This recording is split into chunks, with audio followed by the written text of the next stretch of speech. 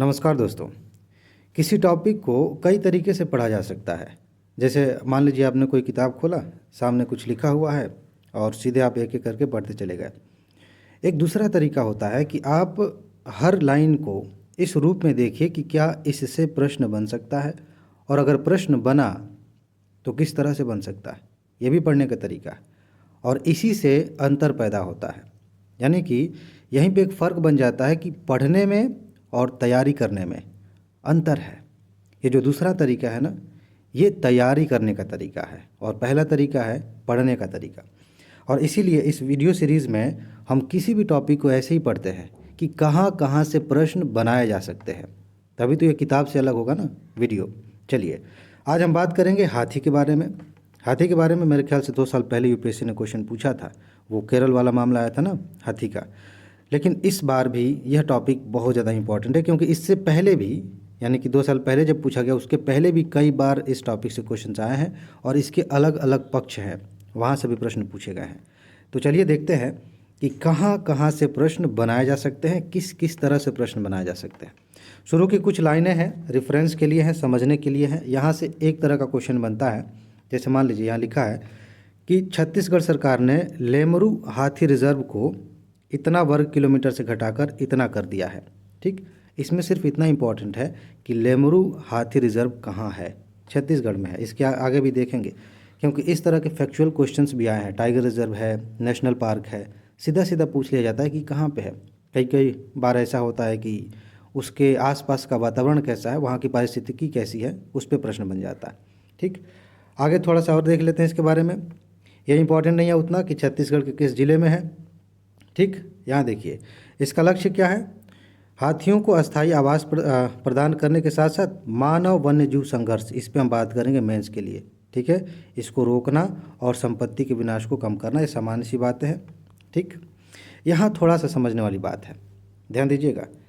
ये इससे पहले अक्टूबर 2020 में राज्य सरकार ने वन्य जीव संरक्षण अधिनियम की धारा इतने के तहत 36A के अंतर्गत रिजर्व संरक्षित क्षेत्र को अधिसूचित किया था। ठीक है, अब ये इम्पॉर्टेंट क्यों है, ये मैंने क्यों लिखा है। धारा 36A में एक विशेष प्रावधान है जो संघ सरकार को संरक्षित क्षेत्र या रिजर्व के रूप में अधिसूचित किए जाने वाली भूमि के केंद्र से संबंधित क्षेत्रों के मामले में अधिसूचना की प्रक्रिया में एक अधिकार देती है। और इससे भी ज़्यादा इम्पॉर्टेंट बात क्या है कि हाथी रिजर्व इस वन्य जीव संरक्षण अधिनियम के तहत स्वीकृत नहीं है, इसके लिए अलग से व्यवस्था है। वही दिख रहे हैं ना, ध्यान दीजिएगा, यहाँ से क्वेश्चन बन सकता है, इसीलिए ये कहानी लिखी गई थी। लेकिन आप धीरे धीरे और आगे बढ़ेंगे तो और इम्पोर्टेंट चीज़ें दिखेंगी। जैसे छत्तीसगढ़ की बात हो रही है, हो सकता है कि पूछ लिया जाए कि छत्तीसगढ़ में और कौन कौन से संरक्षित क्षेत्र हैं। आपको पता होना चाहिए, चाहे आप स्टेट एग्जाम दें, स्टेट पीसीएस का, चाहे यूपीएससी का। आप क्वेश्चन पेपर उठा कर देखेंगे, इस तरह से प्रश्न आए हैं। तो एक बार देख लीजिए छत्तीसगढ़ के कुछ अन्य संरक्षित क्षेत्र हैं। अचानक मार टाइगर रिजर्व है वहाँ पे, इंद्रावती टाइगर रिजर्व है, सीता नदी उदंती टाइगर रिजर्व, कांगेर घाटी राष्ट्रीय उद्यान और बादल खोल तमोर पिंगला हाथी अभ्यारण्य। ये बहुत ज़्यादा इंपॉर्टेंट है, इनमें से कई बार क्वेश्चंस आए हैं मिलान करने के लिए भी, वैसे भी। और यूपी पीसीएस में मैंने देखा है कि यहाँ से कई क्वेश्चंस आए हैं, यूपीएससी ने भी पूछे हैं।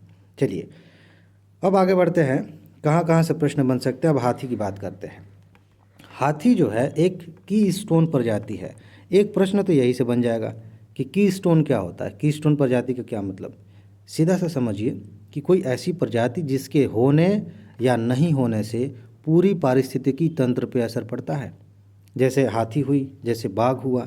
ठीक है, अगर बाघ खत्म हो जाए तो उसका असर पूरी पारिस्थितिकी पे पड़ेगा, हाथी खत्म हो जाए तो इसका भी पड़ेगा। कुछ और भी जीव जंतु होते हैं, उनके खत्म ना खत्म होने से कोई फ़र्क नहीं पड़ता ज़्यादा। ठीक है, हालांकि पारिस्थितिकी तंत्र में एक चींटी भी खत्म हो जाए ना, उसकी पूरी प्रजाति, थोड़ा बहुत असर तो हो ही जाता है। ठीक, लेकिन फिलहाल हम हाथी पे कंसंट्रेट करते हैं। ओके, अब देखो यहाँ देखिए, एशियाई हाथी की 3 उप प्रजातियाँ हैं। यहाँ से क्वेश्चन बन सकता है, जिसमें एक भारतीय हाथी है, एक सुमात्रा की हाथी है और एक श्रीलंकाई हाथी है।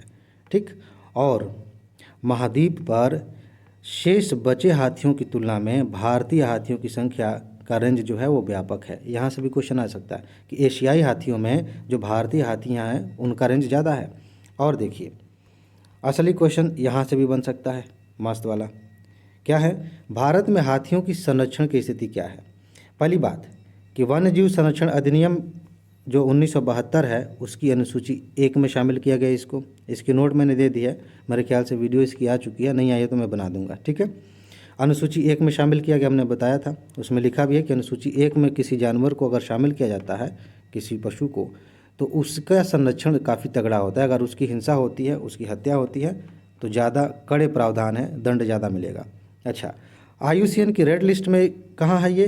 इंडेंजर्ड कैटेगरी में है हाथी, ध्यान रखेंगे आप। अच्छा, और साइट्स जो है ये भी संरक्षण के लिए वो है, तो उसमें परिशिष्ट 1 में शामिल किया गया है। यहाँ से क्वेश्चन बनेंगे और अगर आपने नहीं पढ़ा है, नहीं याद किया है तो दिक्कत हो जाएगी, इसे ध्यान रखेंगे। चलिए आगे बढ़ते हैं। अब भारत ने कौन कौन सी पहलें की हैं, क्या क्या उपाय किया गया है?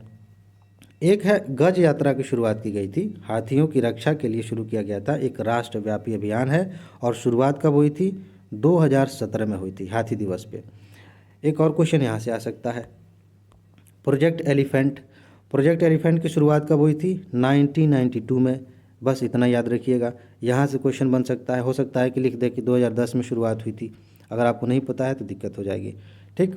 अच्छा, यहाँ पे उड़ीसा में एक शुरुआत की गई है सीड बॉल की, हाथियों के लिए। यहाँ पे लिखा है कि उनके खाद्य भंडार को समृद्ध करने के लिए। सीड बॉल ये क्या होता है ना कि गोबर और बहुत सारी चीज़ें मिला के उसमें तरह तरह के बीज, जो जंगली पौधे होते हैं, उनका एक गेंद जैसा, बॉल जैसा बनाया जाता है और उसको जंगल में जगह जगह फेंक दिया जाता है। समय के साथ वहाँ से जो है अंकुरित होता है और वहाँ से पेड़ पौधे बन जाते हैं, ठीक है। तो इसकी भी शुरुआत की गई है ताकि ये संरक्षित हो सके, इनकी खाद्य आपूर्ति होती रहे। नहीं तो देखिए, मानव और वन्य जीव संघर्ष होने का सबसे बड़ा कारण क्या है? 2 कारण है। एक तो ये है कि उनका आवास खत्म हो रहा है और दूसरा कारण ये है कि जब उनके पास खाने की चीज़ें नहीं रहेंगी तो वो खोजते हुए जंगल से बाहर तो आएंगे ही। हाथियों के साथ यही समस्या है, हाथियाँ इसीलिए बाहर आती है क्योंकि उनके खाने की चीज़ें कम हो रही हैं, उनका आवास खत्म हो रहा है। जो कॉरिडोर है, जिस रास्ते से वो एक जगह से दूसरी जगह जाते हैं, उधर भी खेती होने लग रही है, तो आएंगे ही रिहायशी इलाके में, ठीक। तो इससे भी फ़ायदा होगा। अच्छा, एक क्वेश्चन यहाँ आ सकता है, मैंने हाईलाइट नहीं किया, आप देख लीजिएगा इसको, मैं फिर से हाईलाइट कर दूंगा PDF में। हर 5 साल पे भारत में हाथी परियोजना के अंतर्गत जनगणना की जाती है। एक क्वेश्चन यही से बन गया। ये 5 साल ना, 5 साल का 4 साल किया जा सकता है, 2 साल, 1 साल, ऐसे UPSC कर सकती है कि हर 1 साल पे जनगणना होती है। ध्यान रखेंगे, 5 साल पे एक बार होता है। पिछली बार 2017 में जनगणना हुई थी। और एक क्वेश्चन यहाँ से बन सकता है कि भारत में सबसे ज़्यादा हाथियाँ कहाँ हैं? अभी इस जनगणना के अनुसार सबसे ज़्यादा हाथियाँ पाई जाती हैं इस समय कर्नाटक में, उसके बाद से असम की बारी है, फिर केरल का स्थान आता है। ये सीक्वेंस आप याद रखेंगे, बहुत ज़्यादा इम्पॉर्टेंट है। चलिए आगे बढ़ते हैं। अंतर्राष्ट्रीय स्तर पर कौन कौन सी चीज़ें हुई हैं? देखिए, ये जो पहला है ना, इससे क्वेश्चन आया है माइक। ये माइक याद रखेंगे आप, हाथियों की अवैध हत्या की निगरानी के लिए, monitoring of illegal killing of elephants, जिसको शॉर्ट में कहते हैं माइक। किसके तहत शुरू किया गया? साइट्स के तहत शुरू किया गया था। कब किया गया था? 2003 में किया गया था। सिंपल, सिर्फ इतना याद रखेंगे। एक क्वेश्चन बन सकता है कि माइक का संबंध किससे है, ठीक है। जैसे एक बार स्ट्राइप से क्वेश्चन आ गया था, स्ट्राइप बाघों के निगरानी के लिए बनाया गया था, वहाँ से UPSC ने क्वेश्चन पूछ लिया। माइक से भी मेरे ख्याल से एक बार सेंटेंस वाले में डाला गया था, फिर पूछा जा सकता है। तो माइक हाथियों से जुड़ा हुआ है, किसने शुरू किया है? साइट्स के तहत शुरू किया गया है। कब शुरू हुआ है? 2003 में शुरू हुआ है, इसे आप ध्यान रखेंगे। चलिए आगे बढ़ते हैं, और कौन सी चीज़ें हैं? हाँ, ये मज़ेदार है। पर्यावरण में अगर किसी जानवर से, किसी पशु से प्रश्न आ रहा है तो इस बात की संभावना ज़्यादा रहती है कि 2 बातें पूछी जाए। एक तो वन्य जीव संरक्षण अधिनियम में क्या स्थिति है, और दूसरी IUCN के तहत उसकी क्या स्थिति है, ठीक है, ध्यान रखेंगे। ये जो अंतर्राष्ट्रीय प्रकृति संरक्षण संघ है, जिसको मतलब शॉर्ट में IUCN कहते हैं, इसके द्वारा अफ्रीकन हाथी, ध्यान दीजिएगा, अफ्रीकन वन हाथी और अफ्रीकी सवाना हाथी को क्रमशः गंभीर, संकटग्रस्त और संकटग्रस्त घोषित किया गया है। यहाँ पे एक ट्रिक है। पहले क्या था, 2 साल पहले तक ऐसा था कि अफ्रीका की जो हाथियाँ थी उनको एक ही कैटेगरी में रखा गया था, अभी अलग अलग कर दिया गया। जो वन हाथी है अफ्रीका की, उसको क्या क्रिटिकली इंडेंजर्ड रखा गया है, इंडेंजर्ड, और अफ्रीकन जो सवाना हाथी है उसको इंडेंजर्ड कैटेगरी में रखा गया। इसे आप ध्यान रखेंगे, ठीक है। और इसके पहले हमने एशियन हाथी के बारे में भी देखा। थोड़ा मेरे ख्याल से नीचे लिखा होगा कहीं, हाँ। इससे पहले अफ्रीकी हाथियों को एक ही कैटेगरी में रखते थे, सुभेद्य, जिसको वल्नरेबल कहते हैं।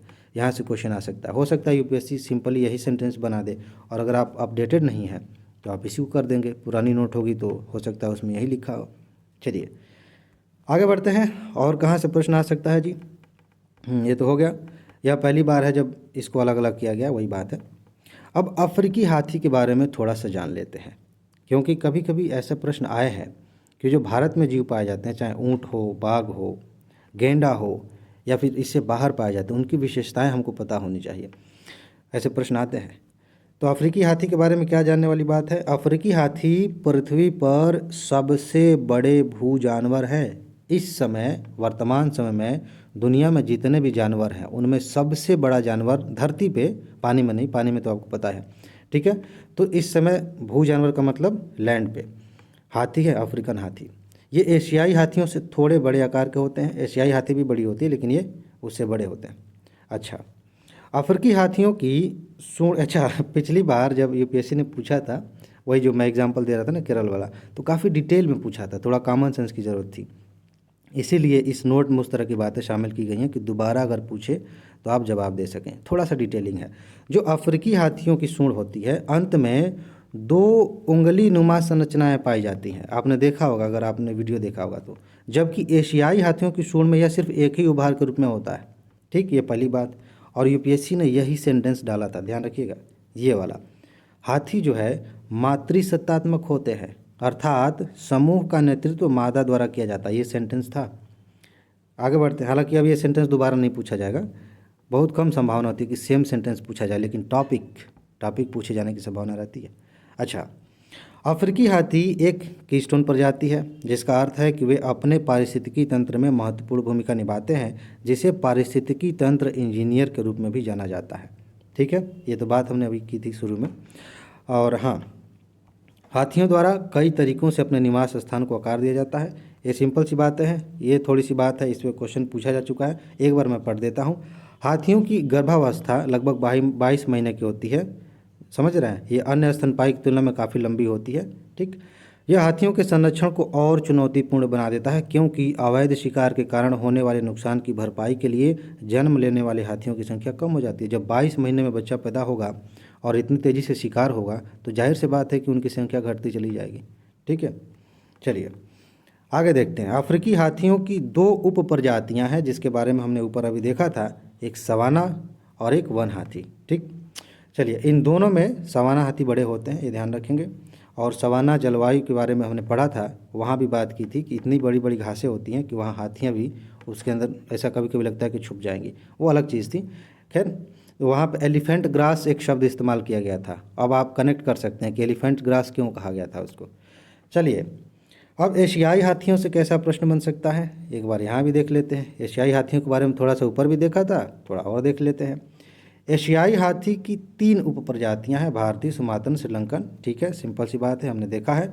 कुल आबादी लगभग इतनी है, बिल्कुल जानने की ज़रूरत नहीं है।